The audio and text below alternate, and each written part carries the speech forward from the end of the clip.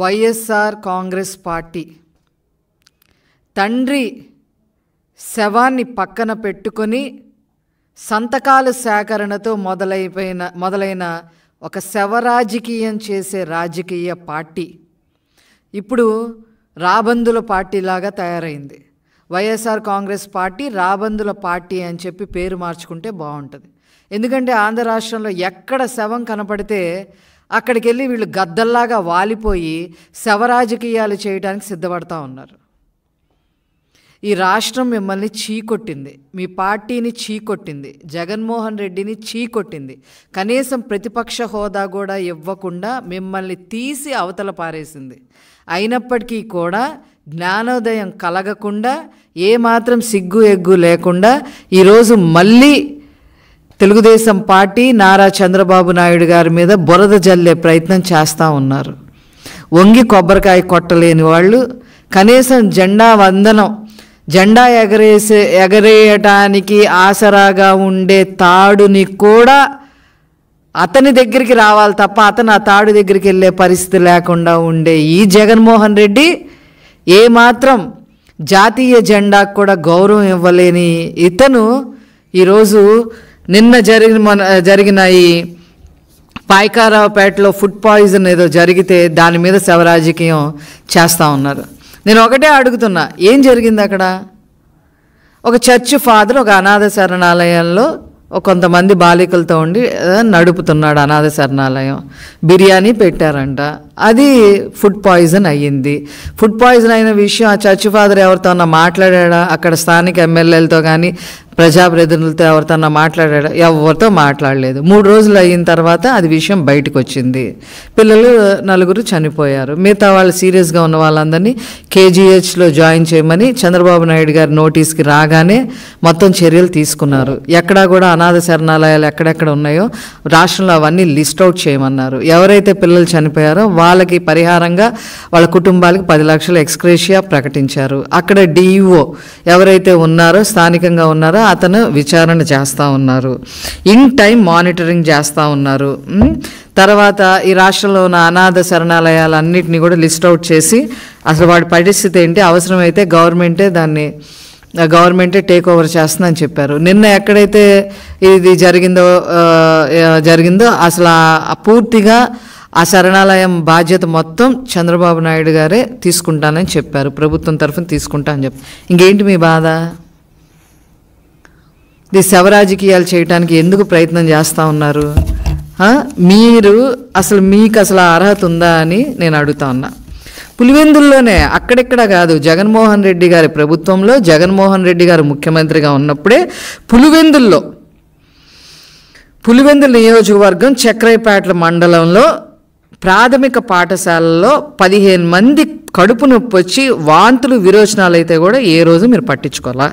ఇది ఎప్పుడు జరిగింది? 27/11/2022లో జరిగింది. పశ్చిమ గోదావరి జిల్లాలో 21 మంది ప్రాథమిక మండల పరిషత్, ఏది పాలకోడేరులో నెంబర్ 1 మండల పరిషత్ ప్రాథమిక పాఠశాలలో 21 మంది మరి ఫుడ్ పాయిజన్కి గురైతే ఒక్కళ్ళని కూడా పట్టించుకున్న పరిస్థితి లేదు. ఇది మేము సాక్ష్యాలతో సహా చెప్పగలుగుతాం. ఈనాడులో వచ్చింది. తర్వాత 31/1/2023 160 మంది విద్యార్థులు సకాలంలో చికిత్స లేక కలుషిత ఆహారంతో విలవిల్లాడిపోయారు. దీని మీద ఏం సమాధానం చెప్తా? అలాగే మధ్యాహ్న భోజనం వికటించి 38 మంది అస్వస్థతకి గురయ్యారు. ఇది పార్వతీపురం మన్యం జిల్లాలో జరిగింది. దీనికి ఏం సమాధానం చెప్తా? ఏ రోజన్నా దీని గురించి పట్టించుకున్నా? ఇవన్నీ ప్రభుత్వం నడిపే పాఠశాలలో, ప్రభుత్వం నడిపేవి. ఇంకా నిన్న జరిగింది అసలు ప్రభుత్వానికి సంబంధమే లేదు. దీనికి ఏం సమాధానం చెప్తారు? కొత్త వలసలో 10 మంది విద్యార్థులు అస్వస్థత జరిగింది. ఇది ఎప్పుడు జరిగింది? 9/2/2023లో. ఏమన్నా యాక్షన్ తీసుకున్నారంటే ఏమీ లేదు. అదేవిధంగా పోలవరం బీసీ బాలుడు వసతి గృహంలో కలుషిత ఆహారం తిని 39 మంది అస్వస్థతకి గురయ్యారు. దీని మీద ఏదైనా యాక్షన్ తీసుకున్నారా? కనీసం ఒక మీటింగ్ పెట్టారా? లేదు. అలాగే బల్లిపడి చిన్నారులకి అందరికీ ఫుడ్ పాయిజన్ అయింది, 64 మంది. ఇదెక్కడా? మీ జేబులో మనిషి మదనపల్లి. మదనపల్లిలో జరిగిందమ్మా. ఏ రోజైనా యాక్షన్ తీసుకున్నారా జగన్మోహన్ రెడ్డి గారు? అదేవిధంగా ఇక అనంతపురం, వాళ్ళు నేను రాయలసీమ బిడ్డని నేను పదే పదే చెప్పుకునే ఈ జగన్మోహన్ రెడ్డి నేను సూటిగా అడుగుతున్నా. అనంతపురం లేడీస్ హాస్టల్ ఉంది. ఈ హాస్టల్లో ఏ రోజైనా ఈ కేజీబీవీ అనే హాస్టల్ ఏ రోజైనా దీని మీద వెళ్ళడం కానీ, అక్కడ తరచూ ఫుడ్ పాయిజన్ జరుగుతుందని చెప్పిన ఏ రోజైనా మీరు వెళ్ళడం కానీ, మీ ప్రజాప్రతినిధులు వెళ్ళడం కానీ, పర్యవేక్షించడం కానీ, దీని మీద ఏదైనా ఒక నోట్ తయారు చేయటం కానీ, వీళ్ళ మీద ఏదైనా యాక్షన్ తీసుకోవటం కానీ ఏమన్నా ఉందా? ఎందుకంటే అక్కడ ఉన్న వాళ్ళందరూ మీకు లంచాలు ఇచ్చి వచ్చిన వాళ్ళే, మీ మనుషులే. అక్కడ ఉన్న అధికారులంతా క్లియర్గా పేర్లతో సహా చెప్తాను నేను చెప్పాలంటే. ఏ రోజన్నా వెళ్ళారా? తర్వాత అదే రాయలసీమలో కదిరిలో జగనన్న గోరుముద్ద తిని 20 మంది విద్యార్థులకు అస్వస్థత కదిరిలో జరిగింది. ఎప్పుడు? 26/11/2022లో జరిగింది. దీనికి ఆయన సమాధానం చెప్తారా జగన్మోహన్ రెడ్డి గారు? అదేవిధంగా 16 మంది గిరిజన విద్యార్థులు ఎక్కడ? ఇది రాజానగరంలో. ఇది ఎప్పుడు? మార్చి 7వ తారీఖు 2021. దీని మీద అసలు ఏదైనా రిపోర్ట్ తయారు చేయడం, క్యాబినెట్లో డిస్కస్ చేయటం కానీ, అట్లీస్ట్ అసెంబ్లీలో డిస్కస్ చేయటం కానీ, లేదా ఆ సంబంధిత అధికారులని సస్పెండ్ చేయటం కానీ, విచారణ చేయటం కానీ ఏమన్నా చేశారా అని అడుగుతున్నా. ఇక అన్నిటికన్నా ఇంకా బ్లాక్ బస్టర్ ఇంకోటి చెప్తా. కలుషిత ఆహారం తిని 30 మంది విద్యార్థుల అస్వస్థ అమలాపురం రూరల్లో జరిగింది. అయినా కూడా ప్రభుత్వం పట్టించుకోవట్లేదు అని చెప్పి 22 ఏప్రిల్ 2022లో మీ సాక్షి పేపర్లో వేశారమ్మా. సాక్షి పేపర్లో వేశారు. ఇది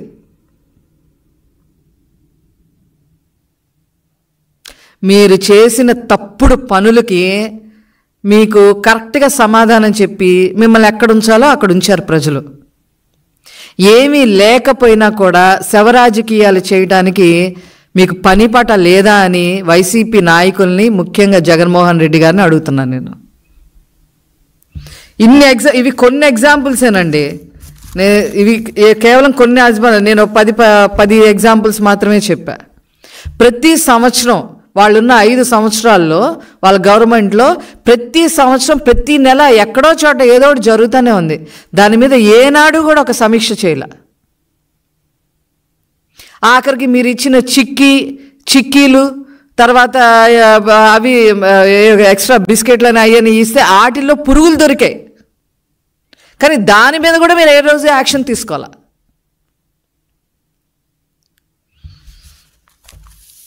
ఖబర్దార్ జగన్మోహన్ రెడ్డి గారు, ఖబర్దార్. ఇష్టం వచ్చినట్టుగా మాట్లాడటం. మా ప్రభుత్వం వచ్చి 2 నెలలు అయ్యింది. అసలు మాకు సంబంధం లేని విషయానికి కూడా మేము అంటించుకొని, ఈ రాష్ట్ర ప్రజలు అని చెప్పి అంటించుకొని మరి చంద్రబాబు నాయుడు గారు యాక్షన్ తీసుకొని అక్కడ డిఈఓతో విచారణ చేపిస్తూ నిన్న హోమ్ మినిస్టర్ గారు కూడా వెళ్ళడం జరిగింది, పర్యవేక్షణ చేయడం జరిగింది. ఉన్న పిల్లల్ని కేజీహెచ్లో జాయిన్ చేయడం జరిగింది. చనిపోయిన వాళ్ళకి 10 లక్షల వరకు పరిహారం ఇవ్వటం జరుగుతూ ఉంది. వాళ్ళ మీద యాక్షన్ తీసుకుంటున్నారు. ఇంకా ఇదంతా కాక వాళ్ళందరినీ నెత్తినేసుకుంటాం, గవర్నమెంట్ తరఫున మేమందరం నెత్తినేసుకొని నేనే చూస్తానని చెప్పి కూడా చంద్రబాబు నాయుడు గారు మాట్లాడటం జరిగింది. పిల్లల కన్నా ఏది ఎక్కువ కాదు అనే ఉద్దేశంతో.